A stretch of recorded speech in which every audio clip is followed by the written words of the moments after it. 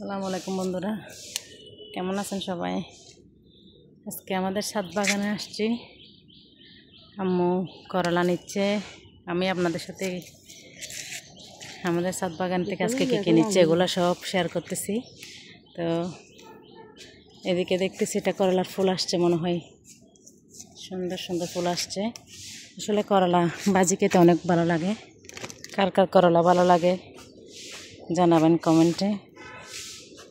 এদিকে হচ্ছে আবার কাঁচামরিচ গাছ থেকে কাঁচামরিচ নিচ্ছে।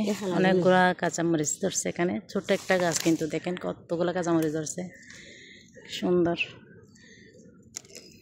এরকম ছাদে বাগান থাকলে সুবিধা হয়, মাঝে মধ্যে কিছু নিতে সুবিধা হয়।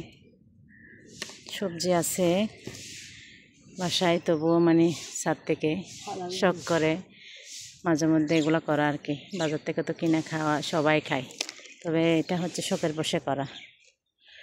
বাগানটা অনেক, হ্যাঁ এদিকে আম গাছ থেকে আম নেন না, এটা নেন। এদিকে হচ্ছে আবার বেগুন গাছ থেকে বেগুন নিচ্ছে, খুব সুন্দর। এগুলো হচ্ছে কি বেগুন, সিলেটি বেগুন মনে হয়।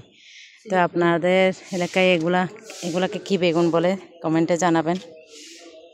হ্যাঁ, তারপর হচ্ছে এদিকে আবার আরেকটা গাছ থেকে করলা নিচ্ছে আব্বু। এই গাছও অনেক ধরছে এমনি। গরমকালে আসলে সবজি করলা দিয়ে ভাত খাওয়া যায় অনেক। আমার তো করলা অনেক ভালো লাগে। এদিকে হচ্ছে আবার ডাঁটা শাক নিচ্ছে, কয়েকটা ডাঁটা শাক এগুলো ভাজি করা হবে আজকে।